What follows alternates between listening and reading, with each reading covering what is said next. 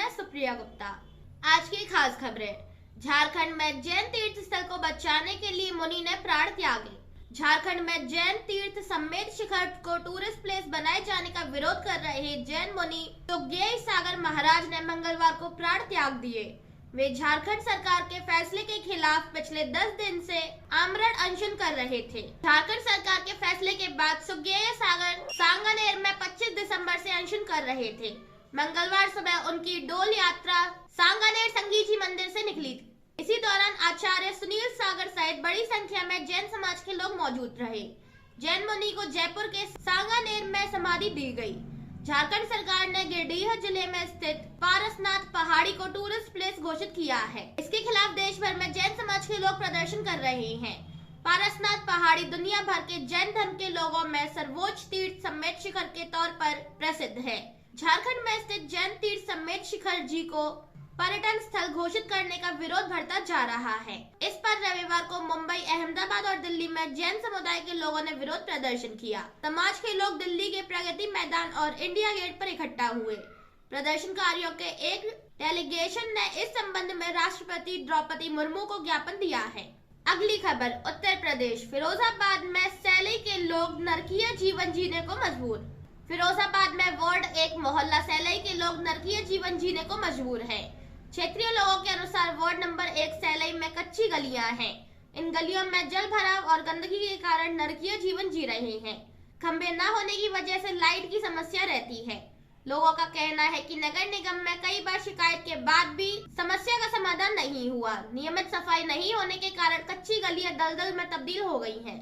इस कारण से इन गलियों में बने घरों में रहने वाले परिवार नरकीय स्थिति में जीवन यापन कर रहे हैं। अगली खबर। फिरोजाबाद में शीतलहर ने बढ़ाई ठंड। फिरोजाबाद का तापमान मंगलवार को 1 डिग्री और लुढ़क गया।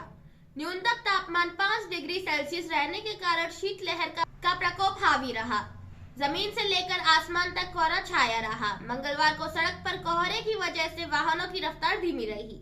हर कोई सर्दी से बचाव का इंतजाम करता दिखाई दिया। सुबह बाजार देर से खुले। कोहरे में वाहनों की गति धीमी रही। नए वर्ष के पहले दिन 1 जनवरी 2023 को न्यूनतम पारा 6 डिग्री सेल्सियस पर था, लेकिन मंगलवार को पारा 5 डिग्री सेल्सियस पर जा पहुंचा। इसके कारण सर्दी का प्रकोप बढ़ गया।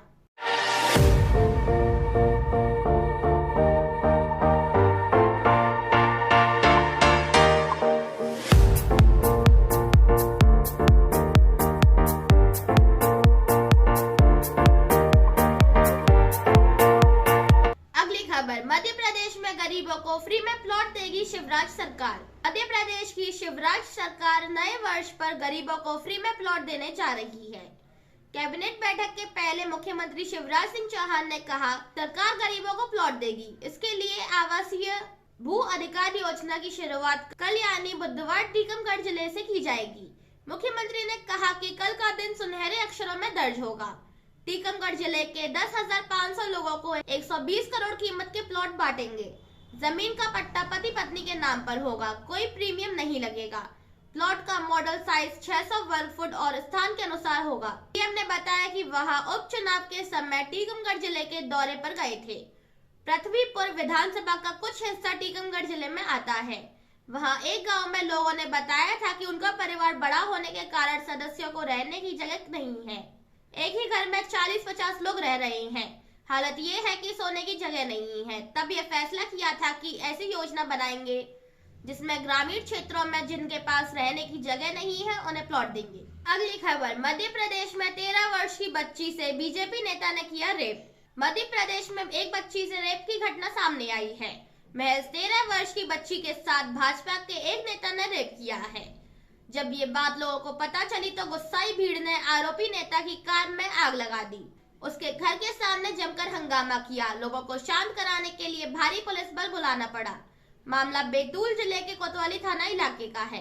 बच्ची ने पुलिस को बताया कि पूर्व एल्डरमैन रमेश गुल्हाने ने सोमवार शाम उसे अपने घर बुलाया था। यहाँ उसके साथ गलत काम किया। बच्ची ने बताया कि इससे पहले भी वह उसके साथ ये हरकत कर चुका है। वह कुछ रुपए देकर किसी को कुछ नहीं बताने की धमकी देता था। इस बार बच्ची ने ये बात घर में बता दी। परिजन तुरंत पुलिस के पास पहुंच गए।